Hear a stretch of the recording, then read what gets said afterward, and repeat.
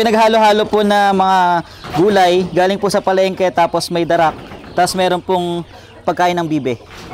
Pang-itik po ito. Ang hinahabol lang po natin dito sa pang-itik na feeds, para lang po sa pampalakas ng mga itlog. Yan, kaya po meron pa rin po siyang commercial feeds.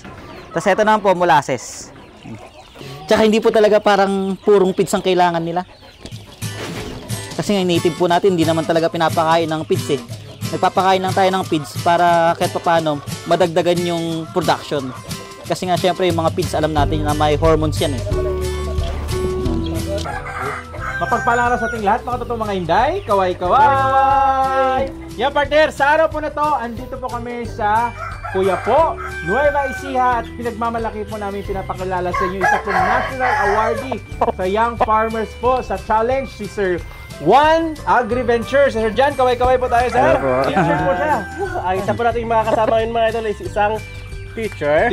At syempre, alamin po natin dahil dito po siya nakapokus sa manukan. So please subscribe and follow yung kanyang Facebook page, ang Sir Juan Agriventure. Ayan, si Sir John Carlo po yan siya. So ngayong araw po mga idol, medyo nakaupo po tayo dahil maganda-ganda yung ating pag-uusapan.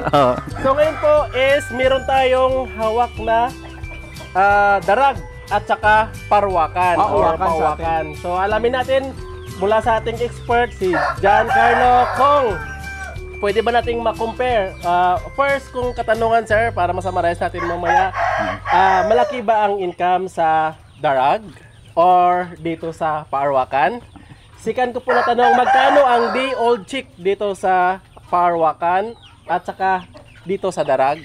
And third is, mga ilang buwan kung magandang pag-aalaga bago maibenta ang paarwakan versus darag, at saka magkano ang presyo sa per kilo ba or dress nitong paarwakan at saka darag? Sige. Simulan natin sir, malaki ba ang income sa darag versus paarwakan? Pagdating po sa income ng pag-aalaga ng native na manok, pinakamadaling sabi kasi ang kanyang profit margin na lang, no? 100%. Ang profit margin. Pag sinabing profit margin na 100%, kumbaga kapag tama yung pag-aalaga mo sa kanila tapos nasundan mo yung business model, ayun po, katulad po na nasabi ni Kuya Kin kanina, awardee po tayo ng Young Farmers. Yung mga Young Farmers po kasi, ang ginagawa natin is gumagawa tayo ng agribusiness o gumawa po kami ng agribusiness na kung saan ang challenge po is feasible ba ang gagawin mong negosyo? Kikita ka ba talaga? So pagdating po sa ginawa nating business model na align din sa current trend ngayon, ang profit margin po ni darag native chicken sa ni parawakan native chicken is 100%. Pareho po. Kumbaga po kung namuhunan ako ng 250 sa isang manok, ang benta ko is 500. Yun. Ang ano po doon, ang kwento, paano nangyari yon? Paano naging feasible? Kasi yun ang challenge talaga eh. Kaya nga po may competition para doon. Pero at the same time po, kilala kasi natin, alam lang natin sa mga native chicken, pangkatay lang. Tapos ang bentahan lang, dito po sa amin ngayon, 280 per kilo. So pagdating po naman sa timbang, ano po ba, binibenta ko sila ng pangtimbangan. Halimbawa, gagawin ko 1 kilo, tapos ako ititinda. Ay, hindi po ganun. Bali, ibang-iba po yung konsepto natin sa nakagawian. Tawag po kasi natin doon sa nakagawian natin yung bahala na system, na kung saan yung manok po, nakagala lang, tapos mabuhay yung mabuhay, matira yung matira, tapos after 4 months, kung sino yung matitira, bibenta natin. Tapos pangkatay, ang bentahan dito sa akin 280 per kilo. Pero sa mga na-survey natin sa ibang lugar, meron po pala nagbebenta 200 per kilo. So yun po yung kailangan nating educate sa mga tao na pagdating po sa native chicken, kung gusto mo talagang gawing agribusiness, agribusiness pa, hindi po basta-basta lang nag-alaga ka ng manok.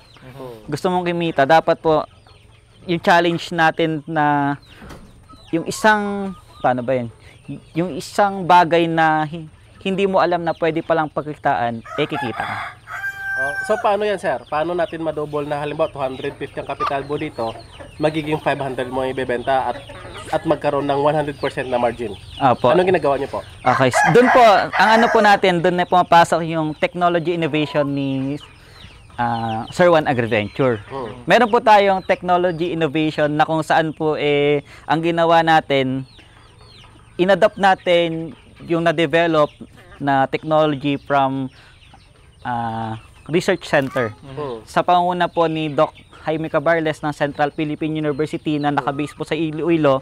10 years ago po may dinevelop na technology tulad po nitong mga nakikita nyo, housing design, ano yung tamang patuka, ano yung dapat mong ibigay sa kanilang mga vitamins, natural antibiotic, tapos tamang pagpepresyo. Kumbaga po, yung nakagawian natin na 200 per kilo, kung negosyo sa native chicken, as an agribusiness walang kita. Parang lang tayo parang nagbibigay, nagsusunog ng pera. Lalo pag gumagastos na po tayo sa feeds. Yun po yung kaibahan. Yung ganun po kasing presyo sa matatanda, oo. Lalo, di ba, nung unang panahon po, pinapalit lang ng gin. Di ba, pang alak-alak. Lalo, ang nag-aalaga lang ng native mga farmers lang talaga, pang pang sustain lang. Pwede naman po yun, yung 200 per kilo. Pero dapat hindi ka gagastos ng feeds. Ayun, pwede naman pala. Pwede po. Nakagala yung yung traditional po, yung nakikita po natin dyan. Ang po kasi konsepto ng native chicken, paano ba masasabi na native ang isang manok? Once na yung native chicken, katulad po nito, parawakan sa kadarag, kahit ano po dyan sa, sa area natin, once na yung isang alaga natin na manok nag-stay doon ng 10 years, considered native na yun. Kaso nga lang po, pagdating po dito sa amin sa Nueva Ecija, Central Luzon, wala po kaming identity pagdating sa native chicken. Katulad po nito, ito pong mga linyada na to, ito po for example, tong parawakan na ito, no? Tapos etong darag naman. So etong mga to hindi po talaga dito originated sa Nueva Ecija. Ito pong parawakan na to galing pa to ng Palawan. Doon po pinalaki to, doon galing yung R&D. Ito nang pong darag galing pa po yan ng Guimaras Island. Sa Iloilo rin po. Manok Bisaya po na sa pangunguna po ni Doc Coquin. Yan po yung isa sa parang pinakasikat ngayon. Considered kasi yung darag po pinakamasarap na manok. Tapos ito namang parawakan ho, pinakamalaking manok sa Pilipinas. So, kumbaga doon po tumatakbo yung ating agribusiness. Yan. Yan. So, sa usapang sa usapang kung saan ang mas malaki ang income, patas silang dalawa. Ay, patas po, opo. Patas. Bakit ko nasabing patas? Kasi po pareha silang mangitlog. Kung ano yung ma-produce mo dito, ganon din yung ma-produce mo dito. Kung 100 yung ma-produce mo sisiw sa darag, 100 din yung ma-produce mo dito. Kung ano yung papatuka mo sa darag, ganon papatuka mo dito. Ayun. Patas po sila. Tangan na lang po dyan, anong gusto mo? Yung masarap pero hindi masyado mabilis lumaki? O yung hindi siya yung sobrang sarap kasi nga ang comparison natin silang dalawa, no? Ang comparison natin eto kasi masarap talaga yung lasa niyan. Kaso nga lang po considered siya kasi ang darag native chicken sa small genetic. Phenotypic type ng native chicken considered ang darag as small genetic group na kung saan malinamnam. Ito naman po, mga large genetic group na kung saan naman po mabilis lumaki pero yung lasa niya po kumpara sa kanilang dalawa, panalo po yung darag pagdating sa lasa. Pero hindi magkalayo. Ay, hindi po magkalayo. Mas masarap silang dihamak kaysa sa mga imported. Lalong-lalo sa broiler. Malayo po yung lasa. Kumbaga meron pros and cons naman. Kasi ito, mabilis talaga siyang lumaki. Kung a few months lang, pwede mo na siyang i-harvest, pwede na siyang lutuin. Hindi siya ganun kasarap katulad sa darag, pero mabilis siyang lumaki, pwede mo na din siyang ulamin. Ikaw na lang maglagay ng MSG. Magic sarap. Yun na lang yung pero usually sa atin kasi sa Mindanao, bigay ko lang kayo ng idea, doon sa amin sa Mindanao, mura lang talaga, 180 ang kilo. Dahil nga pinapabayaan lang sa farm. Free range talaga. Dito naman sa kasi pag gusto mo talagang mas mabilis dumami, kailangan alagaan mo sila, kailangan may mga vitamins ka, may feeding ka, may program, gano'n. So para mas maraming mass production. Pag binayaan mo kasi ito, hindi sila gano'n karami. Kailangan pakonti-konti. Pero pag meron kang may sistema ka, pwede mo silang ilagay sa incubator, no? So alam mo yung control mo kung gaano karami, alam mo kung gaano karaming harvestin mo. At malalaman mo talaga na may kita pag ganun. Opo. Tapos ang lang po, ayan na naman, disclaimer na naman po, no? Sasabihin nyo, yung mga manok ko, pidsang kinakain, hindi na masarap. So, inadiba lang po natin yung konsepto, no? O sa free range chicken po kasi na sinasabi natin na nakagala yung mga native sila yung naghahanap ng pagkain. Eh dito po, social yung mga native ko, hinahatira namin ng pagkain. Ayan, so imbis na sila yung maghahanap ng patuka nila sa paligid, tayo na po yung nagpo-provide ng patuka nila na natural feeding, yan, pinagsama-samang madamo, darak, tapos konting feeds. Kailangan po kasi ng tulad po nito, agribusiness. Oh. Yan ang agribusiness, ibig sabihin gusto natin kumita sa pagninegosyo ng farming. So, kailangan po nating dumiskarte. Ito na po, once na nagpurong feeds ka sa native chicken, disclaimer na po, ipupurong feeds mo ito, hindi ka kikita. Lugi agad. Kung bibili ka lang din at mag-aalaga ka ng native na manok, tapos puro feeds lang din at may pera ka nga, mayaman ka, tapos magninegosyo ng native chicken, nagtatapon, nagsusunog ka lang din ng pera. Kasi nga, bakit ka pa magni-native chicken nandiyan yung broiler? Yung broiler, patukain mo ng purong feeds, 28 days lang, may kita ka na. Dito, kailangan patukain ng 4 na buwan, 3 buwan bago ka kumita. Tapos papatukain mo ng purong feeds, lugi ka. So, ano po talaga, instead na sila yung maghanap ng pagkain nila, tayo na po yung naghahanap ng at nagpo-provide ng pagkain nila. Tawag natin doon sa kambingan cut and carry. Ayan, at tayo na po, hiwa-hiwa and carry na. Ayan, parang gano'n. Partner, pero tanungin ko lang si Sir Jan. Kung siya papipiliin, darag ba o ito? Yung pawakan? In terms of agribusiness. Agribusiness po. Siyempre po, ang mentor natin si Doc Jaime Cabarles ng Central Philippine University. Ang pinaka-best and ideal native chicken kasi in terms of production and laying egg, crossing. Upgraded. Hindi po, cross lang ng small genetic group. Considered po kasi ano po ba yung mga small genetic group ng native chicken. Pag sinabi, ang dami po kasing strain ng native chicken na yung mga strain po na yun. Ang alam lang kasi natin, yun po, native chicken, nakagala.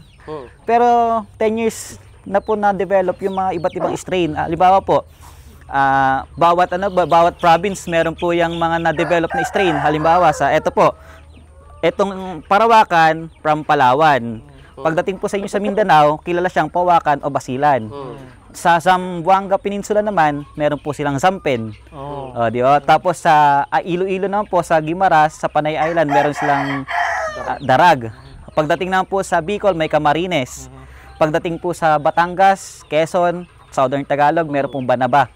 So ano ba yung pinaka-the best? Pagdating sa Nueva Ecija, wala pa po. Wala pa. wala kaming strain na mahanap, pero marami po dito.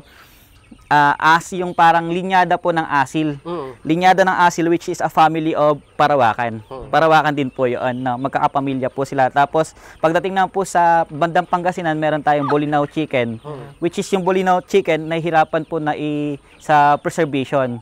So hopefully by next year po magkaroon po tayo ng strain ng Bolinao native chicken, North Luzon. Yun na po yung masasabi namin na manok ng Central Luzon at Northern Luzon. Yun talagang paparamihin. Ayun po. Ayun. Sa dalawa, ano ang pinaka gusto mo? Ang mas gusto ko po sa kanila ay magiging bias po ako sa Parawakan.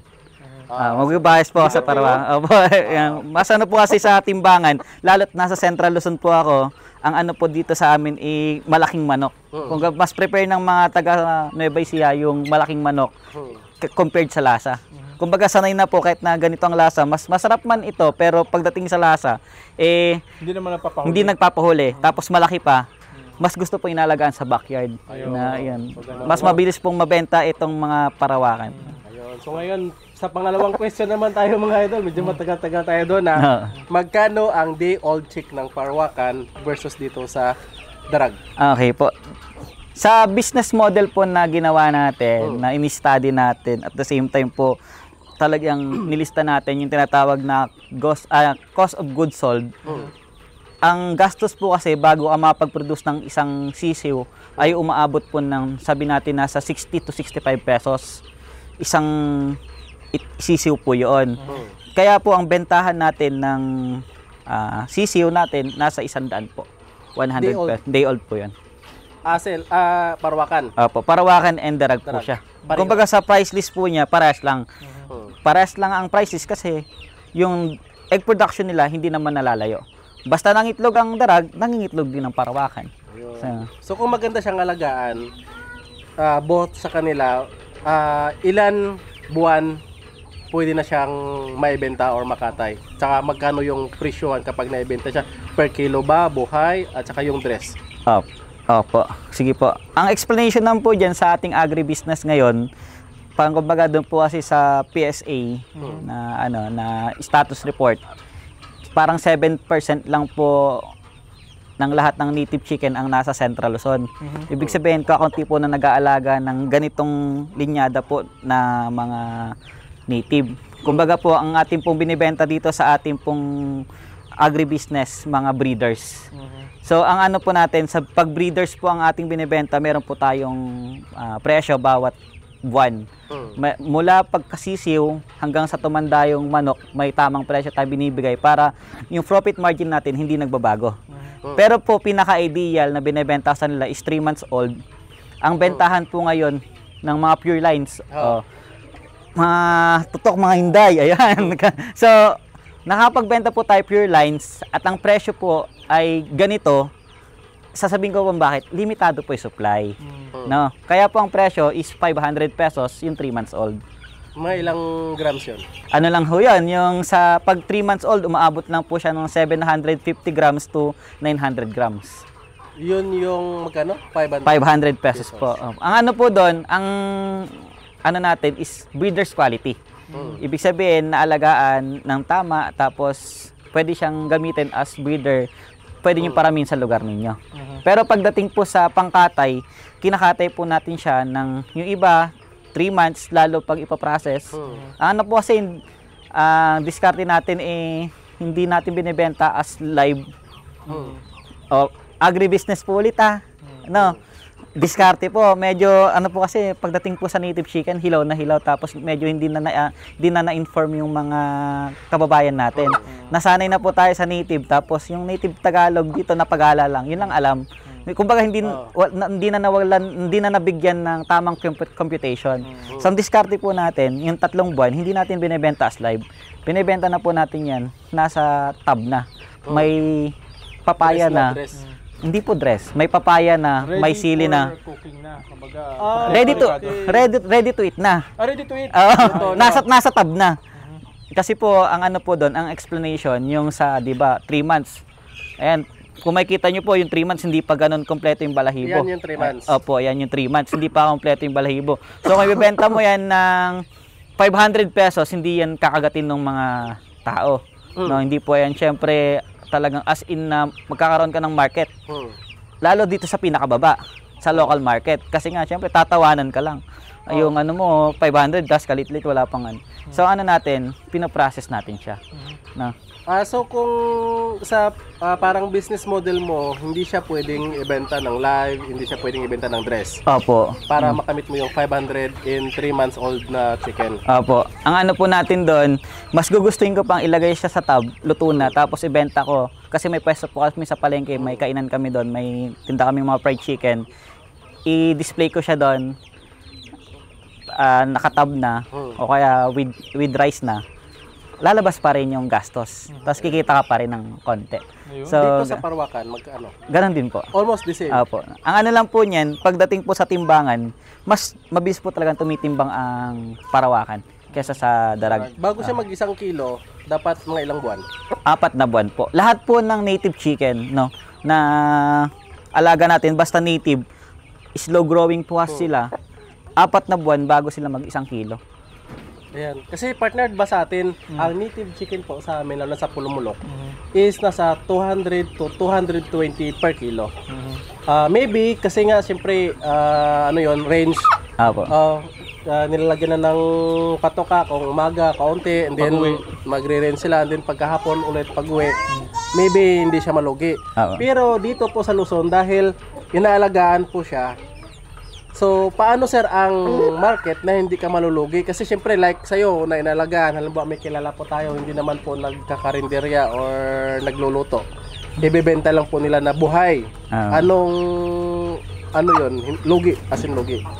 Okay po. Kung sakaling halimbawa po, yung ordinaryong tao gusto lang nating mag-alaga ng native, pwede naman po. Pwede rin tayo magbenta ng ganun, yung 250, ganun to 280. Pwede po. Pero imiminimal po natin yung paggamit ng feeds. Kasi po native po 'yan eh. Hindi na po maselan, di ba? Nga sa bukid ka nabubuhay yan kahit wala nagpapatuka. Kahit bato. Kahit bato nga. Yes, di ba? Ang ano po, minimal natin yung gastos sa feeds. Kumbaga po, bigyan lang natin sila ng tamang pabahay na halimbawa, kawayan, may yero konti, o kaya may ranging area sila na maiwasan lang yung predator. Tapos po, ang pinakamahalaga po kasi pag ganun, yung hindi rin po na-update sa technology, is yung tinatawag nating brooding management. Halimbawa, once na napisaan na, for example, may isa kang inahin. Ang isang inahin, kaya niya maglimlim ng 12 na itlog. Sa 12 na itlog, mapipisa yung 8. Ngayon, pagdating ng 4 na buwan, yung 8 napisang sisiw, 2 na lang, 3 na lang. Kumbaga, hindi po na-update yung technology sa backyard. Kaya doon po doon nagkaroon ng problema, kaya walang nagnenegosyo ng native chicken. Yung 8 yun, kung sakali na mabuhay mo yung lahat at pangkatay lahat yun, kikita ka talaga. Tapos ang ano mo, diskarte mo is yung tinatawag nating bahala na system o yung nakagala sila. So pwede po. Pero dito po sa ating pong computation, pagdating sa native chicken, sa science niya po, saka sa ating pinag-aralan, ang isang native na manok, bago magtungtong ng 1 kilo, kinakailangan niyang kumain ng 7.71 grams, o sabihin natin 6 na kilo, na feeds. Bago mag 1 kilo? Opo, bago mag 1 kilo. Ganyan sa study yun? 6 kilos na feeds. Opo, 6 kilos. Kung i-multiply mo sa 30, niya, sa 30 pesos, sabi natin yung ano, yung 1 kilong feeds, edi feeds pa lang 210. Opo, nasa 210 na. Feeds pa lang po 'yun paano pa yung sa cost to produce ng isang egg? Ano pa yung kinain ng mga breeders mo? Ano pa yung ginamit sa kuryente kung nagpa-labor ka? So ganun po siya. Kaya yung presyo po natin na 200 pesos to 280, depende sa lugar, pwede yun sa mga backyard skill na hindi nagpapatuka ng feeds. Pero ang dito naman po, nag-minimal tayo. Instead na purong feeds, syempre alam natin hindi tayo nakikita. Di ano po tayo, kumbaga may strategy. Minimal lang po yung commercial feeds natin, pero kahit nakakulong po silang ganyan, binibigyan na natin sila ng natural feed. Instead na sila yung naghahanap, tayo na nagbibigay. So ready na po yung ating mga patuka sa kanila. Ang ano po kasi pagdating sa patuka, hindi kasi masyado na ituro din. Kahit na ano lang po ito mais lang, saka darak ng mais, buhay na buhay po. Lalong yun po yung gusto na ibigay sa mga backyard. Pag ganitong native po, darak ng palay, darak ng mais, o kaya yung mga sirang palay, lalo sa mga breeder, bigyan nyo sila ng konti, tapos pagalain, okay na. Hindi mo kailangan talaga ng purong feeds. Pagdating na po sa mga vitamins ng manok na sinasabi na hindi rin masyadong na-update, meron din po tayong mga natural na antibiotics saka natural na vitamins para sa mga native chicken. Halimbawa po sa ano ba yung natural na vitamins ng mga to? Syempre lahat po ng tinutukan nila sa paligid may vitamins yan. Pero kung gusto po nating i-supplement sila ng vitamins para mas lumakas, asukal lang po. Asukal na pula, muscovado sugar or molasses. Yung carbon source. Yes po. At mayam po kasi yun sa vitamina na nakailangan po ng mga native na manok lalo pag nakagala po. Instead na purong water, ang bigay sa kanila, lagyan ng konting molasses. So, energy po sa nila plus micronutrients po. So, yun yung mga diskarte. Pagdating naman sa antibiotic na hindi rin masyado na-update sa backyard, instead na magbigay ka ng antibiotic na kadalasan po kasi yung nakasashay na gano'n, yung tagli 5 piso, pag akaalam ko, Betracin po yun eh. Doon na nakasanayan ng mga matatanda na pag bumili sa Agribet, yung tagli 5 pisong nakasashay, papatuka o papainom sa manok as antibiotic. Pagdating po, ito po, mga native po ito, lahat po ng rekado sa bahay, pwede sa kanila. Nagamot. Bawang, sibuyas, luya, sili, malunggay. Para ka papaya na. Papaya na. Kaya yun po yung dahilan kung bakit yung native na ano pa lang, buhay pa lang, nilalagyan mo ng rekado, kaya pa kinatay mo, masarap. Kaya po kung ikukumpara nyo yan, kahit magano tayo, tikman nyo yung native chicken ko, tapos tikman mo yung nasa kalsada, walang pinagkaiba yan. Kasi ito po, kami na nagpe-prepare ng pagkain nila na natural. Kasi alam ko rin naman po na hindi ako kikita pag nagpurong feeds ako. Kaya hindi ako mag-aalaga ng native chicken as a business. Kung magpupurong feeds na lang ako, lalo't mag-broiler na lang ako pag ganun. Ayun, so totoong usapan po yan mga idol Sa mga... Sabi ng expert natin, lalo na pag nag-alaga ka ng manok, tapos halimbawa naka-close ganito, tapos nagpi-feeds ka, for sure, lugi. Oo, totoo Lugi yun. totoong usapan. Opo, Real totoo. talk talaga. Real talk Totoo yun. yun kasi Totoo. na-experience yun ng mga rarami. So yung iba ng mga vloggers partner, baka yung iba ano lang, parang hindi natin sure baka ano lang Baka yung napapatuka naman yun ng hindi feeds. Oo. Ayan. Pero yun, number 3 question mo partner para mapatuloy. Yes, yung number 3 question ko po is magkano ang presyo nito halimbawa sa sir pag na-dispose mo na halimbawa, 'di ba simpre mo pwede na siyang naibenta in 4 months. Opo. So magkano siyang ibenta halimbawa ganito kasi maliit talaga ang darag mga idol. Ay, no? tingnan mo to, I mabigat think to. 1.2 Hmm. ito. Saglit lang ah. Kanina pa, ang bigat Ito eh. mga more than 2 kilos. Sobra. 3 siguro, 3.5 Oh, mga siguro. trees. So times 2. Ito po, nasa 4 na kilo ito. Sir Jan, ito ang kinain niyan at saka kinain nito pareha lang. Oo. So ito is mga nasa 3 kilos, yan nasa 1.2. Opo, parang nga. So- ang ano po, kapag medyo nag-matured pa ito ng konti, kasi parang mag-isang taon pa lang ito, mga umabot din siya ng 1.8, ganun. 1.6, 1.8, pag medyo nag-matured pa siya ng konti. Ito magiging 3.5 na. Opo, ganun po ang ano niya. So, Kaso matigas na yun, kuya. pero saan ang, kung sa meat siyang ibebenta, mas malaki ang kikitain mo dito. Depende po sa bibili. Pag sinabi ng bibili na gusto ko masarap, ang i-offer ko, yung darag. Pero pag sinabi niya na gusto ko malaki, Oh. basta lasang native, parawakan. Halimbawa on the spot, may bibili. Yan, 1.2 kilos, halimbawa assuming, magkano ibebenta yan? 500. Ay, lugi ka na pala kasi 1 year na eh. Oo, hindi ko na ibebenta eh. Wala. Hindi, ganito po kasi, Assuming. hindi ko na po talaga ibebenta eh. Bakit? Hayaan ko na dyan sa akin, hanggang tumanda, paitlugin ko na lang. Kasi nagbebenta lang po ako ng pangkatay kapag, halimbawa, yung mga tandang, Oh. na, di ba sa agribusiness na ginawa ko, lahat ng babaeng manok, basta babae yan, i-hold ko lang, hindi ko ipebenta. Halimbawa lalaki yan. Eh, pag lalaki yan, pag ano po, nagamit ko na siya, at nagamit ko na, halimbawa, mga 1.5, benta ko namang pangkatay, Oh. nakapag-produce na ako eh. Oh. Kahit na presyong pangkatay, okay yon. Pwede yun. Nakapag-produce na ako. Pero kung ibebenta ko, halimbawa, 5 months, Hmm. 6 months, Oh. hindi ko siya ibebenta eh. Ng Bakit? pangkatay. Talo ka.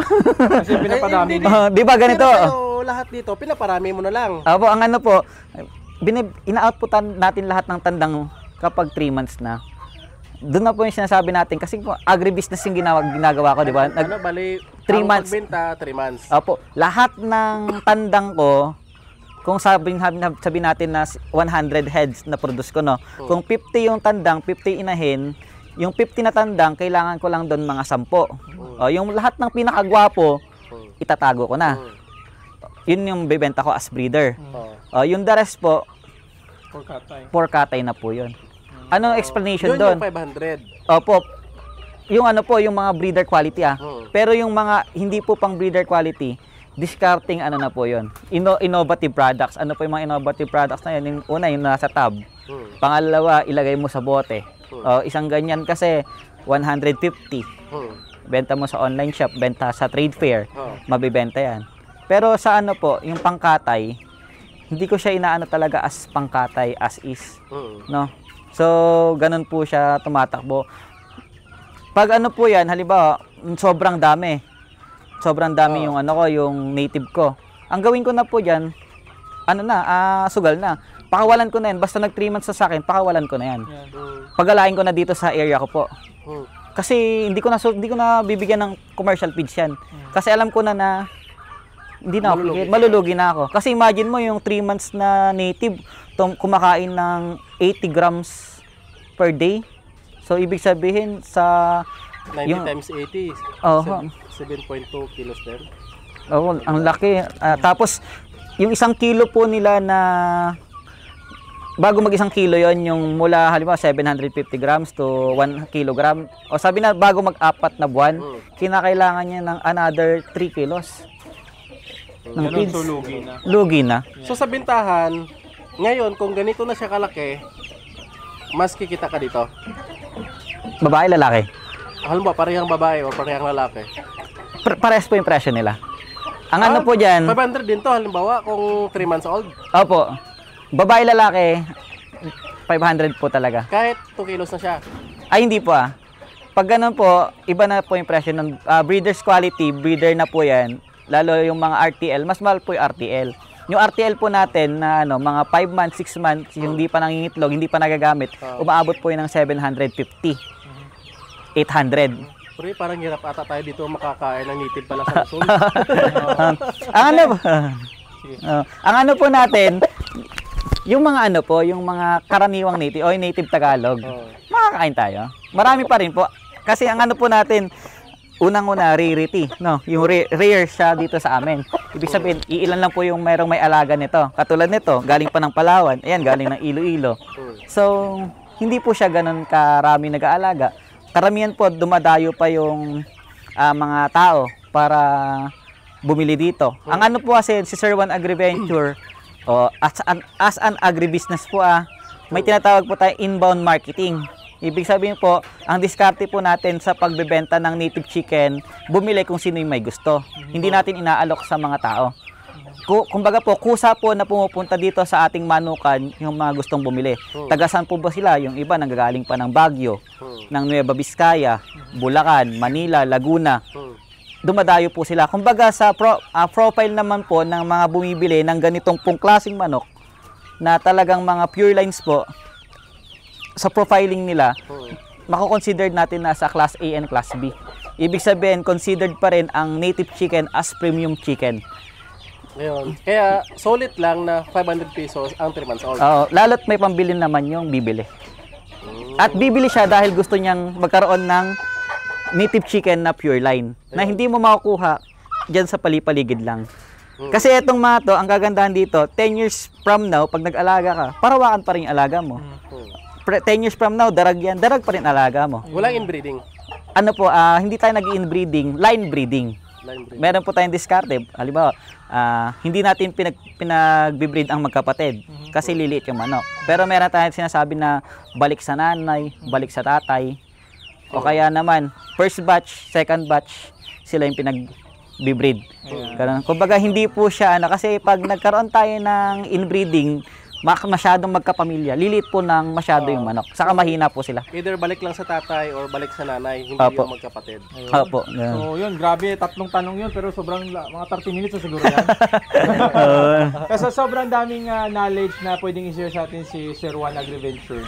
Hindi na muna ako magtatanong at siyempre, kung gusto nyo talagang magkaroon ng full knowledge, merong seminar na ginaganap sila Sir Juan Agriventure. So, parang limited lang ata yung ano bang ginagawa mo dito sa inyo sa Kuya po? May dito ba yung seminar? Yes po. Sabihin mo sa kanila. Yes po.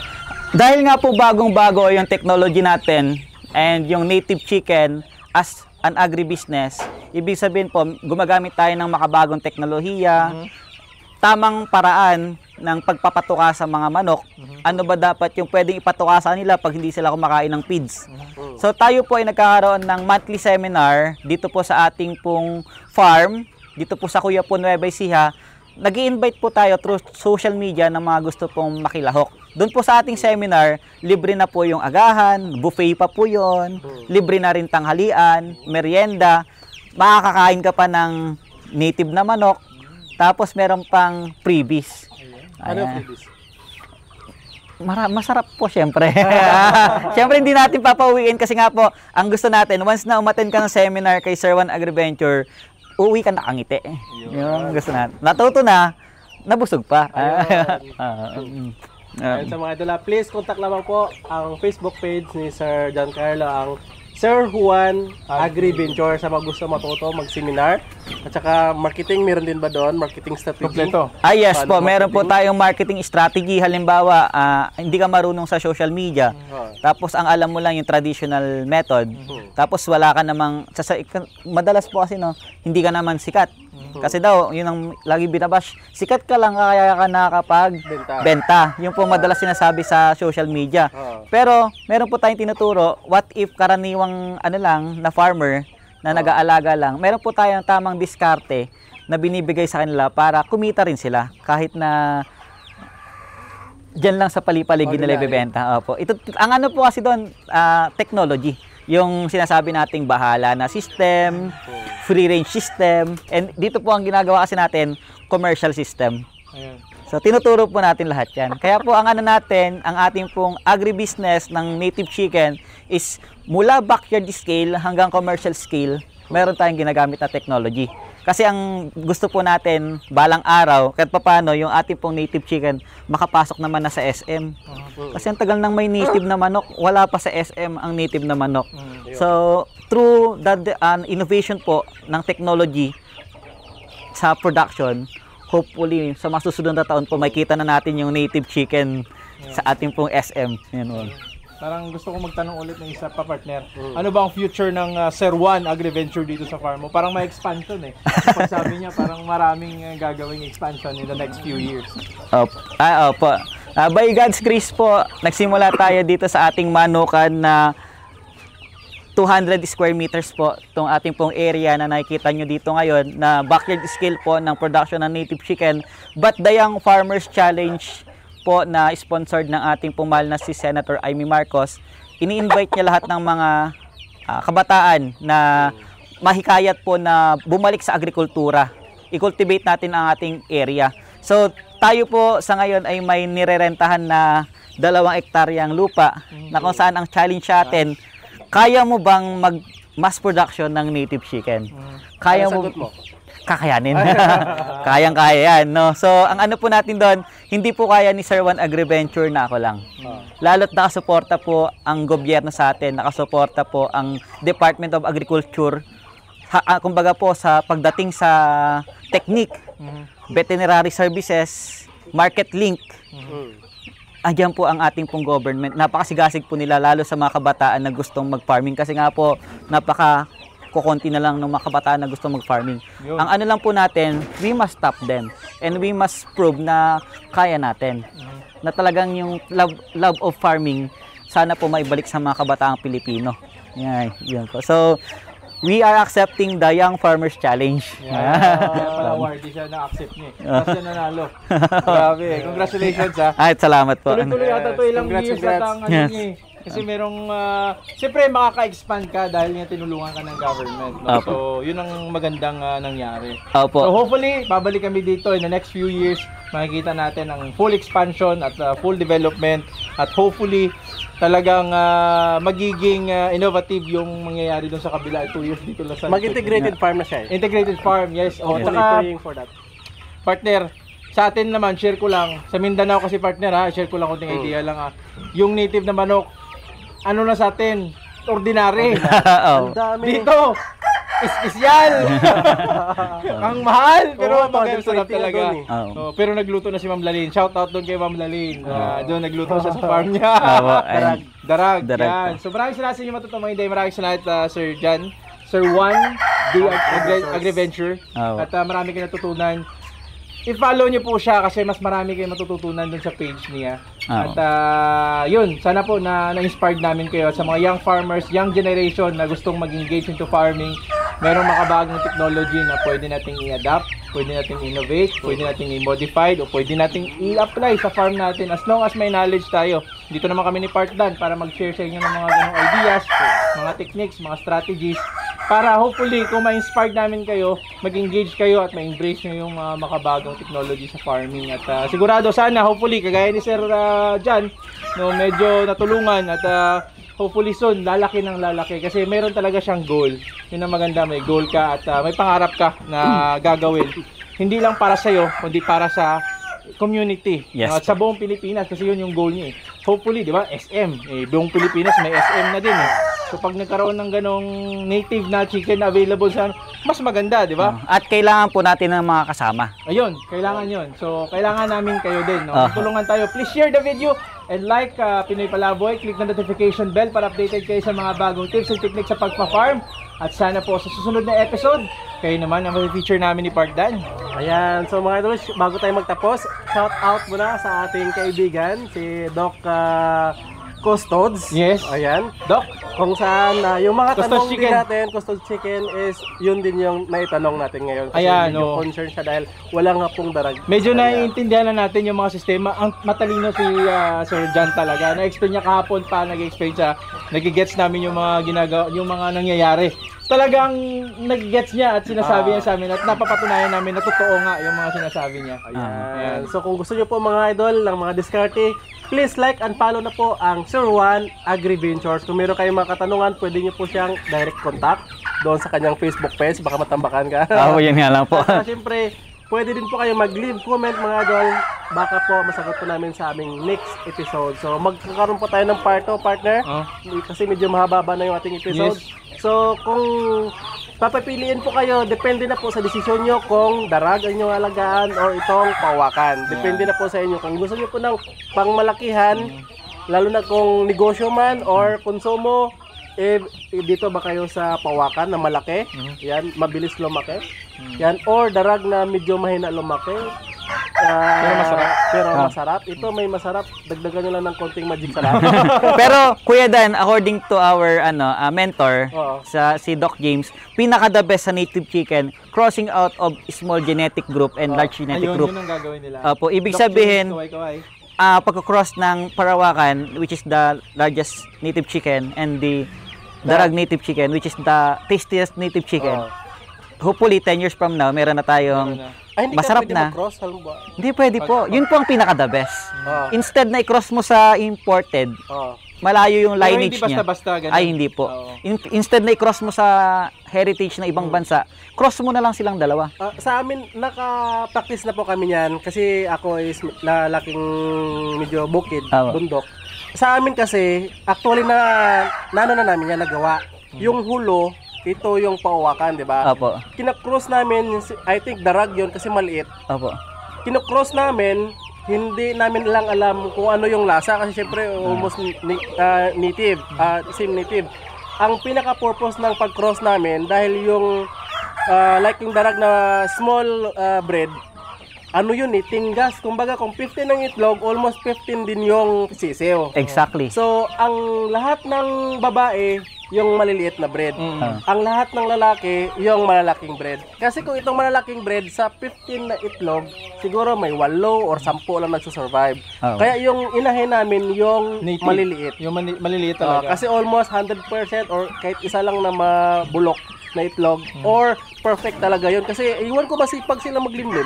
Totoo po yan. Maalaga. Yun nga po, ang science po at traditional method nagkakatugma. Ibig sabihin po, kung malaki yung tandang mo, maliit yung inahin mo, yung anak nila, the best po yun.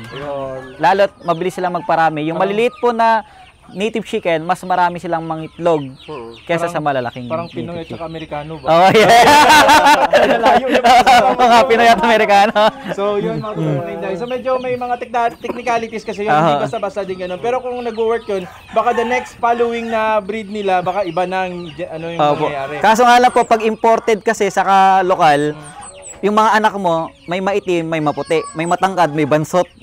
Ganon din po sa manok.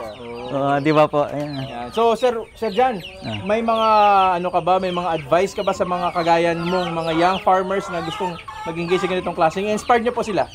Okay po. So, sa mga gusto pong mag-alaga ng native na manok, ibalik po natin yung traditional method. Hanggat maaari, bawat bahay mayroong alagang native na manok.